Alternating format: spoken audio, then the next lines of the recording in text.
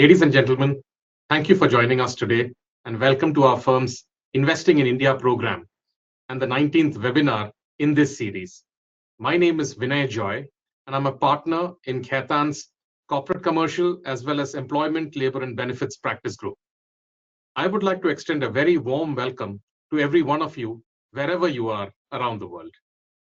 Investing in India is a webinar program curated especially for existing and prospective foreign investors in India and their advisors to enhance understanding of key issues in doing business in India.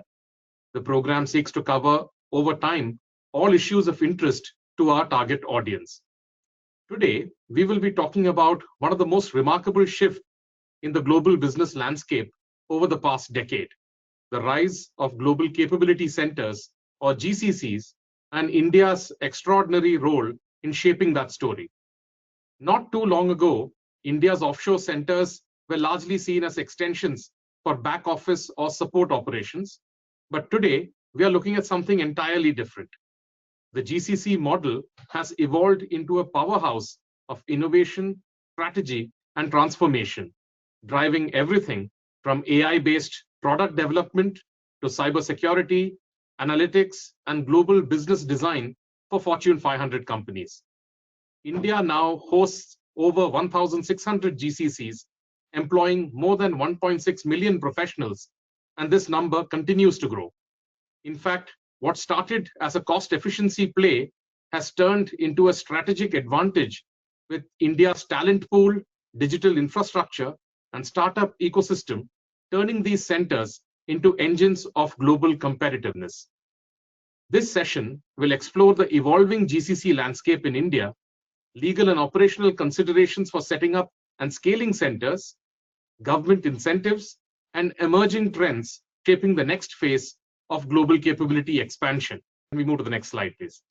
On this slide is the agenda for today's program. If you do have questions, please submit them using the facility provided in the webinar portal. If we do not cover questions during the webinar itself, we will respond offline by email after the webinar. Also, please note that a copy of the presentation, summary notes, and a recording of this webinar will be sent to you after the webinar as a matter of course. Let me now introduce our speaker for today. All registered participants should already have received an email with the resume of our speaker and myself, so I will keep the introductions brief. Our presenter today is Swati Ramnath, a partner with the corporate and commercial practice group of the firm, and someone who has extensive experience in assisting clients set up their GCC operations in India. Swati, the floor is yours to present. Thanks, Vinay, and a warm welcome to everyone for this session. Let's start this session by going over what exactly is a GCC. And from there, we will travel on to what makes India a preferred destination for GCCs, how to really strategize as to the location for the GCC, the types of models available for setting up of GCCs in India, some of the key regulatory considerations, a couple of case studies, and some of our thoughts on mitigating risks for GCC operations, and then to sum off our session. Again, as I mentioned, we need to first understand what is a GCC and how is it really different from offshoring. So a GCC is an extension of the parent corporation, unlike outsourcing, which is a very limited contracting out of non-core functions to service providers. The main difference between GCC and traditional offshoring is that GCCs are really providing core business functions for the parent group, whereas outsourcing is by and large driven by cost considerations in terms of carving out non-core functions. So as you'll see on this slide, some of the functions that are being undertaken by GCCs include R&D functions, analytics, engineering services, AI, cybersecurity, finance functions, and compliance functions. Next slide, please. As Vinay was mentioning in the lead-in, India has emerged as a preferred destination for GCCs. India now holds more than 50% of the global market share in GCCs, with over 1,800 GCCs already present. The projected revenue from GCC sector is expected to be in the range of $100 billion by 2030. The rise in GCCs is fueled by more than 1.5 million engineering graduates per year. So talent is a real driver in terms of India's GCC story. Now, what makes India so advantageous for those looking to set up GCCs? As I mentioned, India has a large talent pool with high-tech capabilities. Overall, India's operating costs remain lower than other potential jurisdictions for GCCs. India also has an established track record for GCCs across various sectors. And lastly, India has been focusing steadily on improving its position for the GCC sector by having various favorable regulatory policies driven by both by states as well as the union government. Some of the GCCs who have already established in India include major names such as Amazon, Microsoft, Google, IBM, and the other names that you can see on this slide. Next slide, please. Now, in terms of really identifying where in India should one set up a GCC, there are various options that are available. One choice is, of course, between the tier 1 and tier 2 locations. Tier 1 locations really refer to the large metropolitan areas such as Bangalore, Hyderabad, Mumbai, the national capital region. These are areas where there is already established infrastructure and a skilled talent base available for setting up of GCCs. And these areas are where majority of the GCCs have been set up. Tier 2 locations are emerging hubs such as Ahmedabad, Kochi, Jaipur, and other locations in India. Now, the main choice between tier 1 and tier 2 is a function of cost. So tier 1 costs we've been seeing have been increasing over the years, and tier 2 cities are now emerging as an option to provide alternatives to mitigate the cost increase over the years. Another option for GCC setup is Gift City. Now, Gift City is India's only international financial services center. The benefit of locating in Gift City is by and large for those GCCs who are in the financial services sector.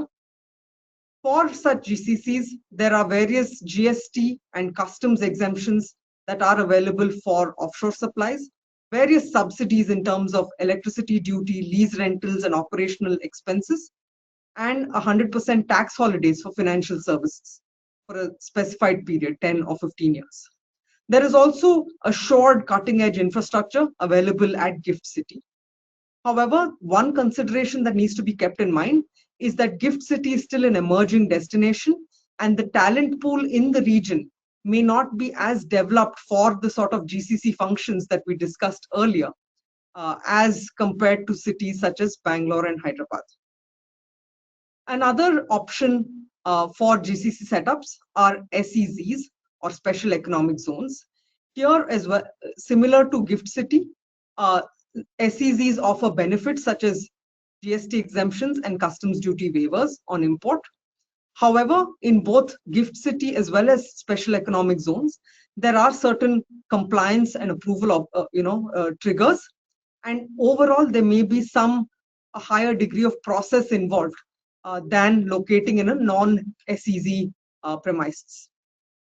Another factor that really guides in terms of finalizing the location for the GCC are the various policies and incentive frameworks available across India.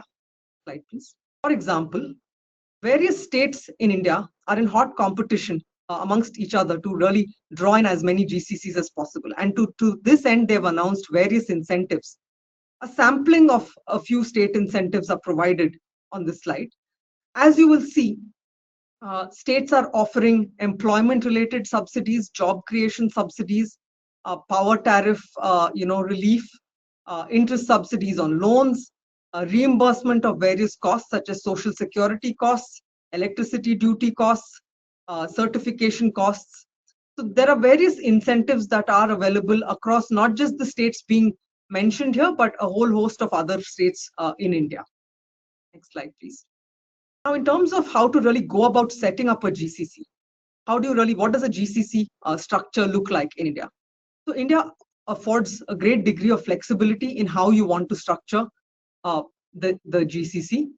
For example, you can structure a GCC on the build, operate, and transfer model. What this model envisages is essentially a tie-up with a local Indian service provider to really build and handle the operations of the GCC.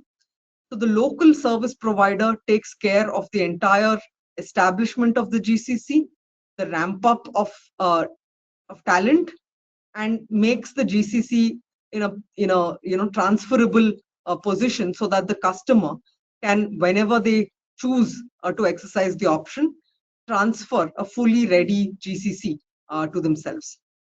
The second approach is really on the captive or do-it-yourself model. This is basically the foreign corporation essentially setting up a subsidiary in India where ownership is assured from day one. Most typically, the structure that's followed for the subsidiary in India is to establish a private limited company in India. And the third approach is the joint venture approach, where there is some degree of ownership for the foreign corporation. However, you're still leveraging the local expertise of the JV partner, who's usually well versed in the GCC sector in India. So ultimately, choosing the right structure for a GCC requires alignment with strategic objectives, the risk appetite, and the overall willingness to undertake compliance framework, whether upfront or slightly down the road. Next slide, please.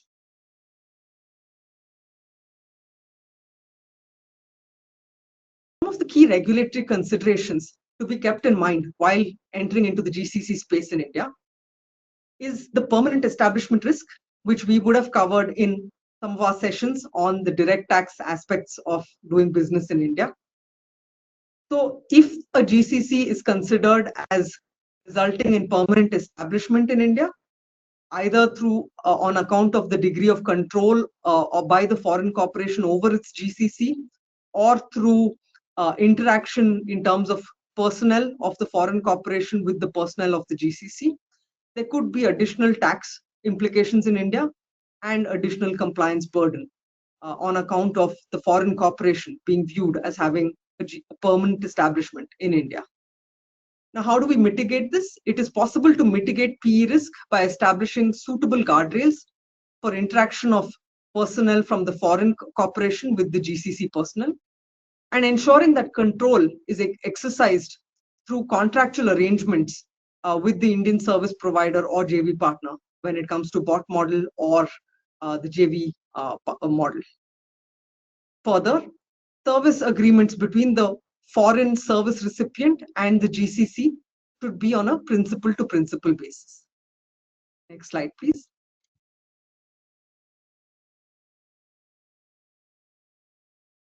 Another consideration to be kept in mind are the transfer pricing considerations. GCC's rapid scaling and operational changes over time may impact transfer pricing profile, to which extent the transfer pricing profile would have to be revisited and periodically reviewed.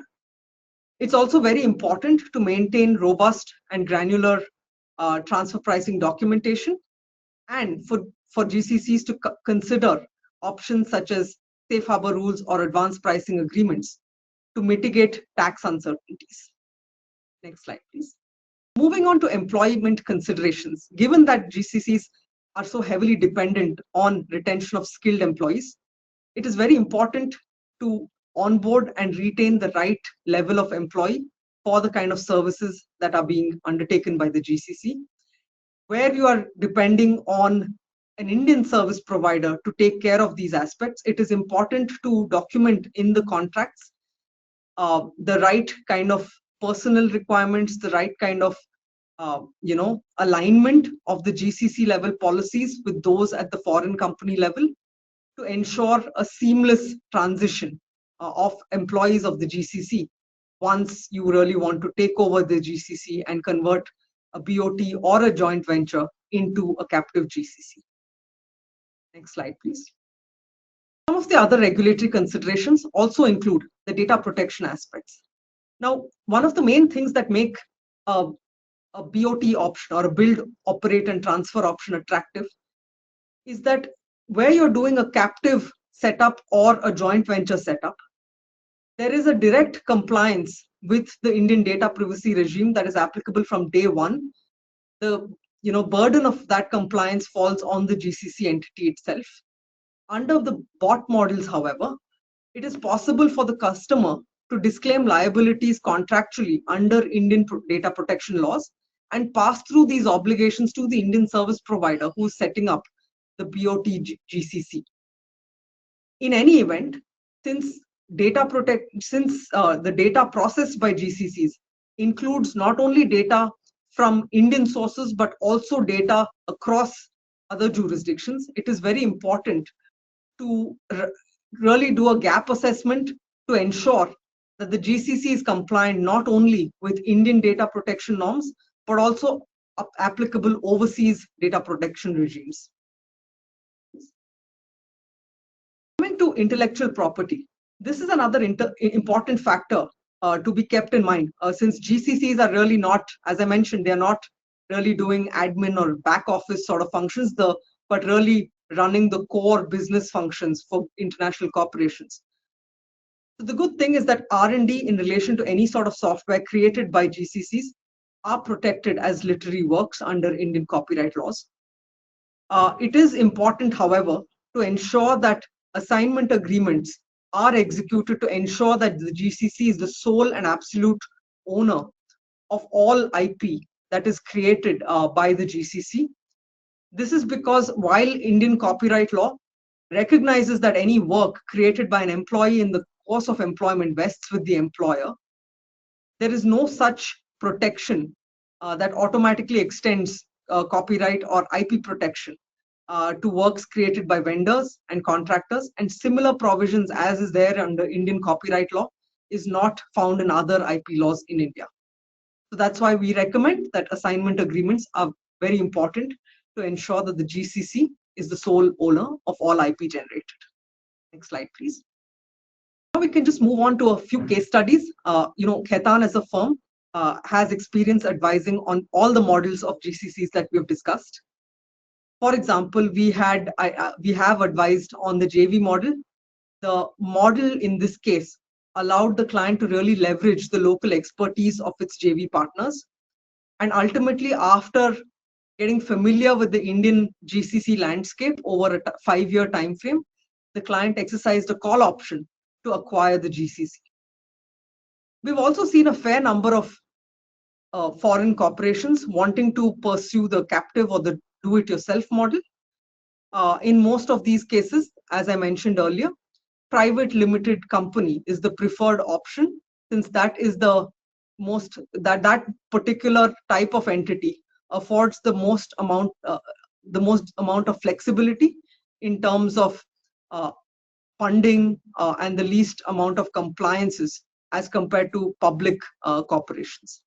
The typical time frame for entity incorporation for private limited companies, in our experience, has been around 3 to 5 months.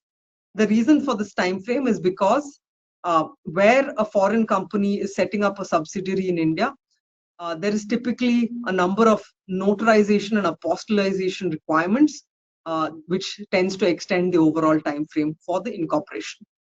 Next slide, please. And then coming to the build, operate, and transfer model, we have negotiated several bot agreements for GCCs under the bot route.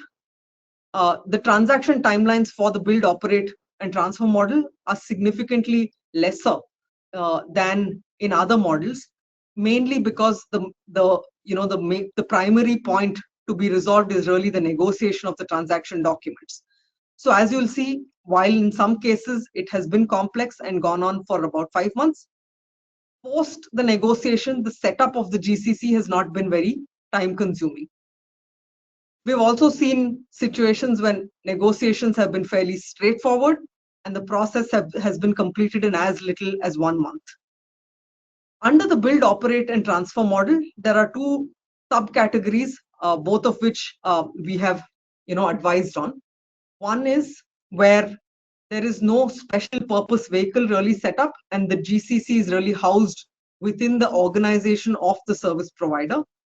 The other approach that can be taken is where the GCC service provider incorporates a special purpose vehicle, and the special purpose vehicle is really the GCC entity, and all employees and build up of equipment and personnel takes place at the SPV level. Next slide, please. Now, the purpose of this, segue is really to assess how have GCCs really worked out for companies in the past, and what are some of the factors that have played a role in really, some of the entities changing their approach to GCCs. For instance, there are few factors that have played a role. In some instances, it's not so much really the performance of the GCC that has resulted in a change in approach. It is at times the financial health of the parent corporation or financial constraints at the parent corporation which necessitate sale of fully built captive units, such as in the case of Citi, UBS, AXA, and Aviva's, captive units to by local service providers. Now, most of these transactions happened in the context of the financial crisis and were mostly in the 2008-2009 time frame. Similarly, there have been certain situations in which there has been financial compulsions at the overall group level that have driven the shedding of certain GCC subsidiaries. For example, Technicolor had certain financial challenges that really necessitated a shutdown of its India operations. In other situations, there have been reorganizations in terms of the GCC thought process by entities in India. Again, this is not really reflective of any sort of performance constraints or any sort of rethink on GCCs itself. For example, both Wells Fargo and Fidelity, there are, Wells Fargo is planning to shut down its Chennai operations towards the end of 2027 and to consolidate its operations in two primary hubs, that is in Bangalore and Hyderabad. Fidelity also closed its Gurgaon captive site and consolidated into the Bangalore-Chennai region as part of the overall restructuring of its GCC approach in India. So, as you'll see, most of the changes in approach to GCCs have really not emanated from problems arising from the GCC itself. It is more in terms of a desire to reshape the footprint in India, or some larger considerations at the group level in terms of whether to retain GCCs within the group or to sort of carve them out to service providers. Next slide, please. In terms of overall risk mitigation to really future-proof GCC operations in India, it is very important to clearly define the key performance parameters and to monitor the performance standards throughout the life of the GCC. It is also important to stress test and plan for adverse scenarios, and part of that planning is to potentially consider diversifying GCC footprints across locations wherever it is feasible. It is also extremely important that where you are relying on an Indian service provider, it is really important to do a thorough background check to partner with the right service providers to support the buildup of quality talent pipeline depending on the specific functions you are looking to get out of your GCC. It's also important in terms of the personnel and employment aspects to implement controls for background checks and to also stay abreast with regulatory developments on labor and compliance front and use automation wherever feasible to ensure that compliance is not a concern for the GCC. And as we discussed earlier, it is very important, given that GCCs handle such a large volume of data, to adopt robust data privacy and compliance measures from day one for the GCC, whether you are passing it on as an obligation of a service provider or taking it on yourself in case of captive or joint venture models. Next slide, please. In terms of concluding remarks, India, with its rich talent pool, favorable policies, and established track record, remains a top destination for GCCs. Adding an India GCC really allows corporations to boost resilience for their global operations. For example, locating certain core functions in India to complement other operations elsewhere, such as non-core functions, helps corporations avoid concentration risks and control costs. It is important to be clear on business strategy and understand the various models available to choose the right fit for your corporation. That brings us to the end of this session, and we're happy to open the floor for any questions that you may have. Back to you, Vinay. Thank you, Swati, for that really interesting presentation. We have received a few questions, and I'd like you to comment on those. You did, of course, speak about the various business models and case studies that we have seen. But given your experience, amongst the GCC models described, which model is most popular and why? So we are increasingly seeing an interest in the build, operate, and transfer model. I think the factors that are at play here in going towards this model is that really the timelines to kick off a GCC when handled by an experienced Indian service provider are much shorter than setting up a captive unit by a foreign company which may be unfamiliar with Indian operations. There is also a relatively low upfront investment requirement and the Indian vendor experience to really identify and onboard the right kind of talent. So we are seeing a shift in terms of interest more towards the BOT model. Got it. Got it. And one common question that we see come up with BOT models is that how does a customer really ensure control over the GCC when opting for the BOT, given that you'll have a vendor who's going to be setting things up, etc.? How does that work out? Yes. So a common, apprehension is that, look, if we are not in ownership of an entity, either through a joint venture to some extent or an entirely captive model, the apprehension is that somehow there is no control over the GCC. But that is not really true. It is possible to ensure adequate control of GCC even under the build, operate, and transfer model.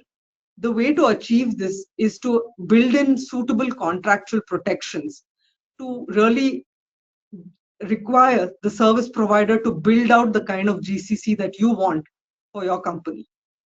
So some of these protections could mean specifying very clearly the skill levels, the talent requirements, the ramp up requirements over time, and requirements such as the obligation to have to replace lost personnel over time, and to really ensure that during the operations phase, the GCC is closely mirroring the overall culture of the parent corporation without really triggering any of the tax risks that we discussed during the session. It is also possible through contract to define service levels and have penal implications for service providers should they fail to meet these service level and quality expectations. So as you'll see, there are a number of contractual protections that are available to ensure that the customer really has a reasonable degree of control over the GCC, even under the build, operate, and transfer model. Got it. So you can look to contractually implement those provisions to ensure that you have that kind of semblance of control. Got it. Yes. Got it. Now, one question which has come in is an interesting one. I think on the in your presentation, you had put up, of course, examples of various companies that have set up GCCs. All of them seemed very large names. We're talking of Wells Fargo, Walmart. We saw a whole host of other names there. Now, these are all very large institutions. So if you're say a mid-sized firm operating in a foreign jurisdiction, does it make sense? Is it feasible for them to come in to the GCC ecosystem in India and set it up? Or do you think it's more of a play for larger MNCs? So that's an interesting question, and thank you for asking that. I think the GCC story in India was for a long time dominated by large multinational corporations, and to be honest, they do still take the lion's share in terms of GCCs in India. Around 60% of the GCC market in India are still dominated by large multinational corporations. That being said, recent GCC trends have seen a lot of mid-sized firms driving much of the GCC expansion in India. This is because India's maturing ecosystem has really, drawn attention across the world in terms of its cost efficiencies and the, wide talent pool that's really available. So it is not that, if you're a mid-sized firm, you're unable to draw in the right kind of talent.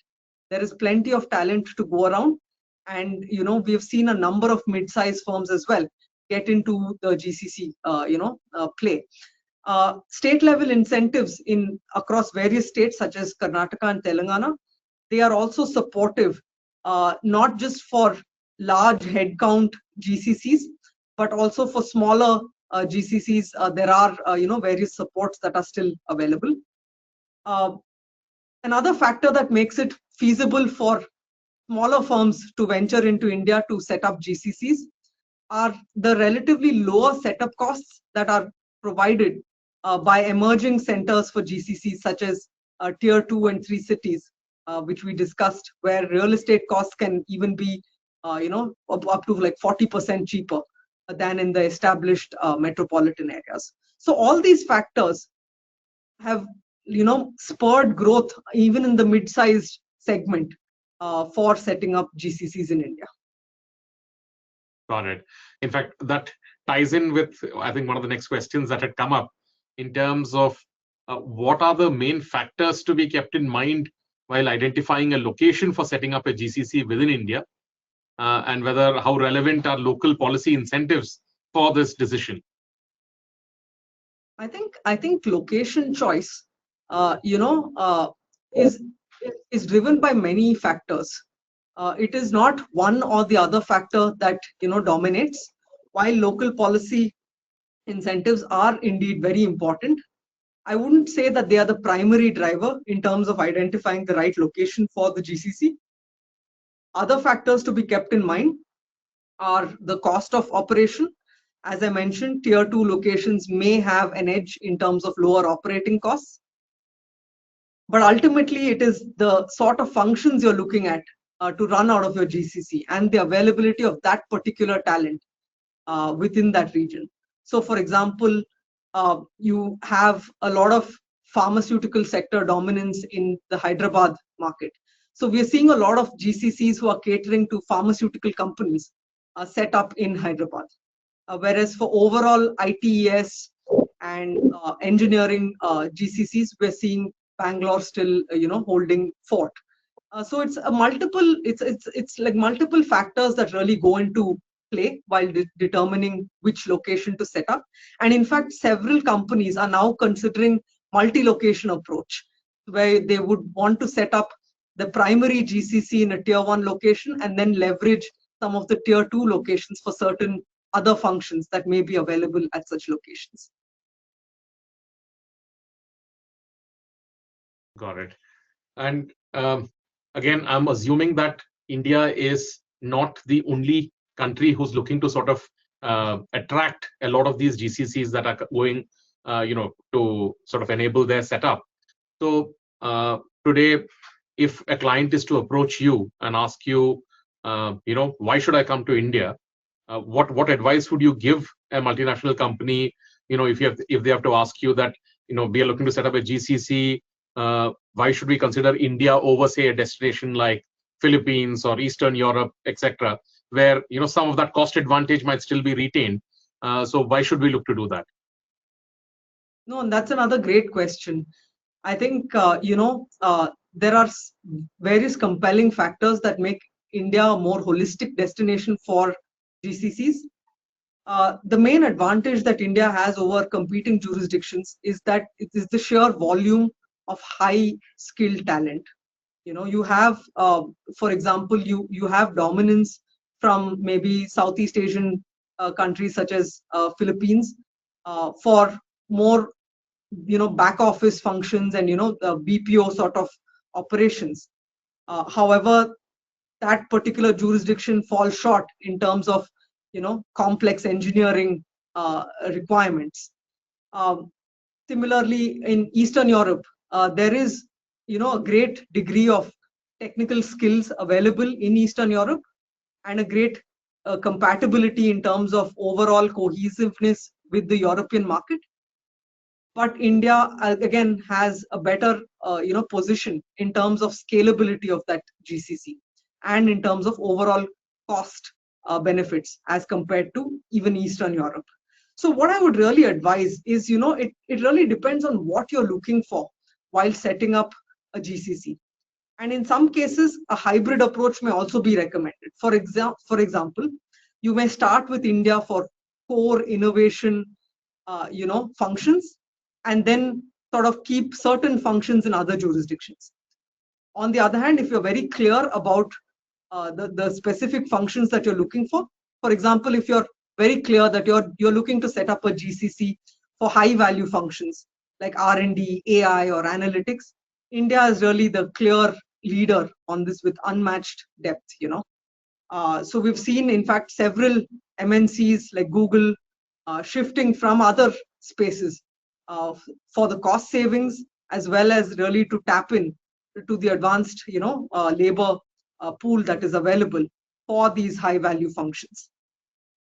And if on the other hand you're looking for more of a customer oriented customer service, that sort of operation, then a location like Philippines, that would make sense, because they are really leading in terms of BPO, more simpler operations in terms of BPO and that sort of thing. So there are various factors to be kept in mind, but I think a hybrid approach and really going for India for scalability is what I would recommend. Got it. I think that also brings me to the next question, because you did mention the employment advantage that India brings in terms of the talent pool. So one question is in relation to employees, and it says, is it possible to require employees to remain with the GCC for specified periods through employment bonds or retention agreements? So that's an interesting question, because that's actually top of mind to several GCCs, particularly those in hot locations like Bangalore and Hyderabad, where it's a very competitive market, and for skilled talent there is an endless sort of demand from GCCs. That being said, employment bonds and coercive sort of retention agreements are generally not encouraged in India, and there may be certain enforcement risks. What can be possible is that if you have invested substantially in upskilling or training of that personnel, it may be possible to deter them from abruptly leaving one GCC for another by having damages or something of that sort. But you can't really compel somebody to continue working for an entity. That is the overall position in India. And what we recommend and what we've seen GCCs do is that adopting a more positive approach to employee retention is what is the most recommended approach, rather than these punitive sort of binding sort of requirements. Having a positive workplace, having sufficient flexibility, diversity, encouraging diversity in workplaces, these are and really aligning with the standards that are there for the parent corporation. Those are more successful approaches for employee retention. No, thanks, Swati. And as an employment lawyer, I have to sort of echo that thought. I think listeners should also bear in mind that a contract of employment is really a contract for personal service, which is not something that can be specifically enforced against the employee. So yes, while you can have them subject to some bonds, etc., the enforceability of a lot of them is fairly suspect before Indian courts, unless, like Swati indicated, it is a situation where tremendous investment has gone into training employees up to a certain level, and you can look to at best recoup some part of that investment cost, but not necessarily force them to work for you until a certain duration.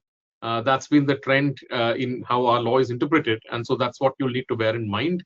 It sort of skirts the boundary between what can be considered a non-compete covenant as well, and therefore there are a bunch of modalities to consider. But I think Swati summed it up perfectly when she said that the real idea should be to incentivize workers to sort of remain through a variety of other measures, and that's really what we see most successful companies doing, as the way to sort of retain their workforce. I think one question which I had is that, I think in we've seen multiple bills introduced, say, in the US Congress over the past few years, which seek to limit the offshoring of jobs. I mean, there's a No Tax for Outsourcing Act, End Outsourcing Act, CHIPS Act, etc., and a bunch of other, local regulations which are again pushing for making in America. And again, what the thrust of a lot of them is to sort of deter the action by a lot of US companies to sort of move abroad and set up shop. And obviously these actions, when some of these bills get passed in the US Congress and will become legislations, of course I do think it'll have some kind of impact on countries like India, where a lot of that business moves to. Now, I think we are seeing some of these nationalist tendencies pick up across European countries as well, to sort of keep business in there. So with such demands in other countries, can we expect India and of course the GCC ecosystem here to weather that storm? Yeah, I think that's absolutely a pertinent question in the current climate. And one way to look at it is, for a lot of these legislative steps that are being considered in these various locations, a lot of them are relatively recent and some of them are yet to pass. So I think the overall advice on that is, avoid sort of knee-jerk actions, and there is some degree of wait and watch that is anyway sort of to be kept in mind. That being said, it is again, it's not about just hoping for the best. I think the sort of GCCs that can really weather the storm is to focus really on core functions and innovation, as opposed to low value, sort of work. Ensure that the GCC is really a GCC and not, really more of an offshoring operation. I think there is a greater argument in that sense, that there are certain core functions and innovation for which the skills are simply not available in these jurisdictions. So even if there are moves to really want to prevent offshoring, or to limit GCCs or any other offshore operations, at the end of the day, if the function that is being served by the GCC is so fundamental and it's really driving innovation for the corporation, these are not something that can readily be brought back to a jurisdiction that fundamentally never had it. Or at the very least it will take considerable amount of time, which in this kind of fast-paced world it may not even make sense. So we expect that, to the extent that functions are high tech, high value, and really driving innovation, those GCCs may still remain safe regardless of steps being taken to limit offshoring. And it is also a practical argument that, look, at the end of the day, are we really offshoring anything? For GCCs which are doing these kind of core functions and driving innovation, those functions were never really performed, so it's not really jobs that are being lost in one place and emerging in another place. We see a lot of GCCs really coming in fresh in terms of taking up innovation, and it just so happens to be in India or whichever other jurisdiction it is. Another way to mitigate the effects of this kind of approach is to really opt for a multi-jurisdictional approach. This may be helpful to offset variable approach in terms of tariffs, where it can be high in one jurisdiction and not so punitive in another jurisdiction. again, this is not a very simple approach to take. There are several factors to be kept in mind, but where skills are reasonably matched across two or more jurisdictions, one a way to weather the storm is to possibly diversify the locations from which the GCC is functioning, to keep core functions in a location like India, and maybe move some of the more admin and BPO functions to other destinations that may not be hit as badly as India or other jurisdictions. Got it. Got it.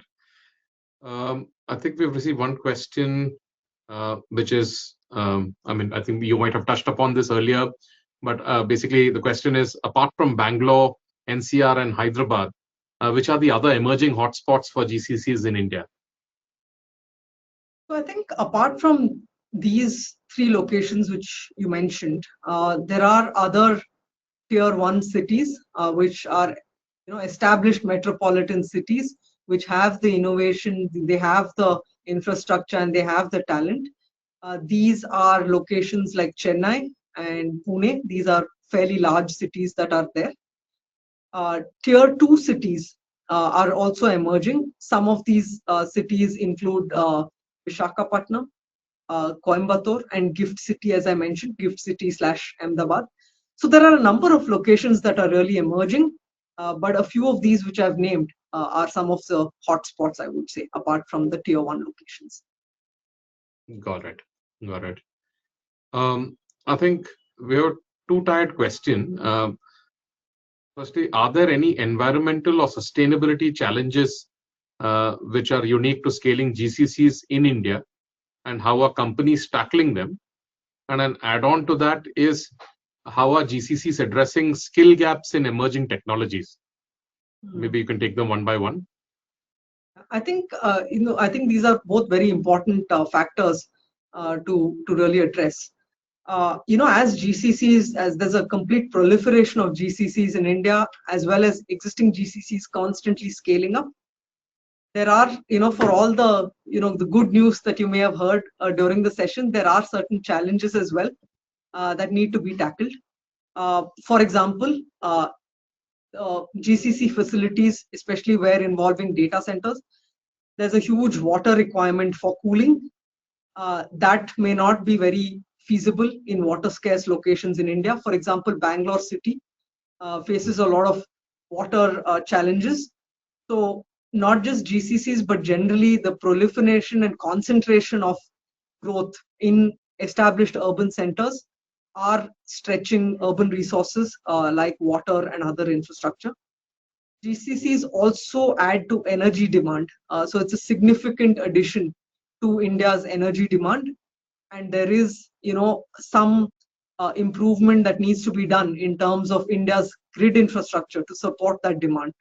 So there is, some gap in terms of the energy demand that is expected from operations such as this, and whether the Indian power ecosystem is really up there. That has to be kept up at similar pace. Another aspect in terms of sustainability and some of the challenges that are posed are really generation of e-waste. India is not where it should be in terms of dealing with e-waste, and the growth of GCC is really outpacing municipal capabilities in terms of sustainably handling the waste that can be generated by not just GCCs, but generally the growth in the cities where GCCs are most popular. And again, as much as we like to speak about tier 1 cities coming to the fore, the speed of growth is possibly outpacing the local municipal capabilities as well. So there is a risk of sort of unplanned sprawl happening, which is something that policymakers in India really need to pay attention to. Now, how are companies tackling them? I mean, this is all a lot of a doom and gloom situation that I've sort of mentioned in terms of sustainability and environmental factors. We've seen GCCs really tackling this by actively adopting renewable energy. They are, a lot of GCCs we have seen are very concerned about not adding to sort of carbon footprint, and they are sourcing power from green and renewable sources, of which India thankfully is in a very commanding position in terms of constantly increasing renewable energy access. GCCs are also driving more and more developers to ensure LEED compliance and green building compliance. So we're seeing sustainability built in and in fact being driven by GCC requirements that developers are also adapting to that requirement. GCCs are also having a lot of supply chain and community partnerships so that they're not really relying only on municipal capabilities, and they're actually supporting local non-governmental organizations in terms of helping recycle waste. And another thing that we've seen GCCs do, because they're really such engines of innovation, is that GCCs are harnessing AI and other technologies to really have a view on optimizing and reducing their own emissions. So these are some of the approaches that are being taken by GCCs to ensure that the environmental and sustainability aspects of GCCs is kept front and center. Got it. Got it. And in And your other yeah, question in terms of skill development and how do you really have the skill gaps addressed, that is of course a challenge. It's as for as much talent that India has, and for the number of STEM graduates being churned out year and year, yeah, there is the sheer pace of development of technologies and AI is something that a very ossified curriculum cannot really keep track of. So what we are seeing is that at a policy level, there needs to be seriousness in terms of encouraging GCC partnership with universities, and in terms of what GCCs themselves can do. And what we are seeing is that GCCs are really allocating a reasonable amount of their budget towards internal training, reskilling, and upskilling mechanisms and programs. And they're also entering into strategic partnerships with universities, because it's really something that a GCC has to train rather than depend on governmental curriculum changes and things like that, which it may simply not keep pace with the requirements of the GCC. So it's a really industry-led approach that is happening in terms of meeting skill gaps for emerging technologies. yeah. Thanks for that, Swati. I think we have one final question, which I'll just take up, which is how can Indian policymakers better support GCC growth? Should it be through incentives, infrastructure, or should it be through skill development programs? I think look, right now the various policies and incentives that are available, see a combination of all three of these rolled into a policy. Like you'll see some incentives, you'll see subsidies, you'll see infrastructure supports and skill development initiatives being taken. But as an overall comment, I think look, you'll see in some policies that they could, that there are simply policies that are capped at number of GCCs per year. Like so the top 5 GCCs for a specific year will be entitled to various subsidies, or a head count of XYZ will be entitled to certain subsidies and incentives. I think the approach there should really move from having these broad-based subsidies to really orienting the subsidy towards the performance that you're looking at, or the value that is being added by a GCC. As we mentioned, there are global headwinds that really would make sense for India to focus on high-value activities. So to the extent that a GCC is really boosting AI capabilities, R&D capabilities, and creating IPs, there can be incentives that are focused more on those rather than the broad-based. I mean, broad-based subsidies are fine, they're great, but I think a boost to high-value activities, that is something that can be considered. In terms of approval frameworks, having more single window clearances and more accessible approval regime, that would definitely be appreciated in terms of GCC growth. I think another point that we touched upon when we were talking about environmental and sustainability challenges and things like that is the unfortunate concentration I mean, if you consider the size of India, it's a subcontinent, but you keep hearing of just 4 5 names in terms of large urban centers. I think it is very important that at a policy level there is encouragement and subsidizing of development, of planned development, and of sustainable infrastructure in more and more tier 3 2 locations. And this can also be supported by encouraging and enabling hybrid work models and remote working arrangements that could help talent in tier 2, tier 3 also be part of GCCs. Um, and as I mentioned earlier, most policies have limits. Like, a certain incentive is available only for a specified number of GCCs per year. So there is really no reason to really limit it like this. You can have a more thought through sort of policy that is targeted at the quality of GCC, or the sort of GCC you're looking to encourage within this particular region or location, rather than having just a numeric limit like X number of GCCs per year. So I think these are some of the approaches that policymakers can consider in terms of further boosting GCC growth. Got it. Swati, I do think we've got one more question. Yeah. This is to say, how has the GCC landscape changed since 2020, and what unexpected opportunities arose from COVID-19 to shift towards digital operations? Yeah, I think the main change that we've seen since COVID and since 2020 is that what you possibly would have seen over a 10-year time frame has been forced to happen in such a short time frame. That the pandemic, I would say, is in a way it acted as a great accelerator. So digital transformation, which could have potentially taken years, were forced to transform within months, and GCC operations really got reshaped for resilience and agility. Uh, for example, lockdowns. I mean, there was a large before COVID. Really the flexibility in terms of remote and hybrid models was something of a question mark. Whereas, I mean, these were conversations that happened, but it wasn't really implemented at the sheer scale that happened due to the various lockdowns that happened. So COVID lockdowns forced a very swift pivot towards remote and hybrid models. And now what we see is that remote and hybrid models have become, a mainstay for a lot of GCCs.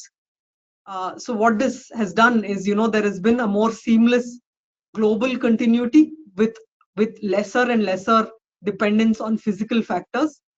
This has also democratized access across locations, and they're able to tap into a larger pool of skilled workforce that may not be at the major metropolitan areas. And this has really seen a rise of GCC as a service model that has helped smaller companies enter into the Indian GCC space. So really, in terms of cost optimization, in terms of the overall digital transformation, that is what we've seen as major change in the GCC landscape since 2020. And if I remember correctly, major corporations like HSBC during the COVID time frame, that they ended up really doing almost a third of their global transactions completely remotely. So that is the level of transformation that was brought in on account of COVID, and we see that continuing as we go along. Got it. Thanks for that, Swati. I think one question which is not directly on point with respect to GCCs, but we've heard a lot over the last, I would say, year and more about the new Data Privacy Act potentially being brought in. And obviously that will have some impact on all Indian companies, including GCCs as well. But do you see it having any kind of large impact on GCCs set up in India? I think the data privacy regime is, as you mentioned, it's an evolving framework, and there are still a number of things that remain unknown and sort of developing. But that being said, the Indian data privacy regime has been derived and designed basis inputs from various other data protection regimes that are already there. To which extent, it is always, I would see that as an overall plus for companies in India in terms of overall enhancement of data privacy. In terms of impact on GCCs, while there is of course a compliance requirement and certain data localization requirements may come in depending on the sector and the sort of services that a GCC may be providing, I still think that GCCs by and large are still the bulk of the data being processed may not be something that is regulated by Indian data protection regime. A number of the bulk of the data that's still being processed at GCCs may be data from outside of India, to which extent the global applicable data protection regimes would still be applicable. So I think for GCCs, while the Indian data protection regime is something to definitely keep abreast of, and in terms of ensuring compliance, it is also important to ensure that, look, you're not only compliant with Indian data protection regime, but you really take up a gap analysis and ensure that you're compliant with the regimes that are applicable to the data which is really being processed. So yes, to summarize, I think yes, GCCs and other companies would have to definitely keep track of the evolving data protection regime in India, as well as keeping sight and compliance with the global applicable data protection regimes. Wonderful. I think that wraps up all the questions that we received. I would like to thank Swati for sharing her expertise and experience with us today. I thought she did a great job. Thank you so much. After the webinar, we will send to you a copy of today's presentation materials and a link to the webinar recording. You will also separately receive a link for your feedback. And we would appreciate you sort of giving us your comments, criticism, and even compliments on that. It should not take more than a minute to complete. Thank you for your attendance today, and we look forward to being with you again at future Investing in India programs.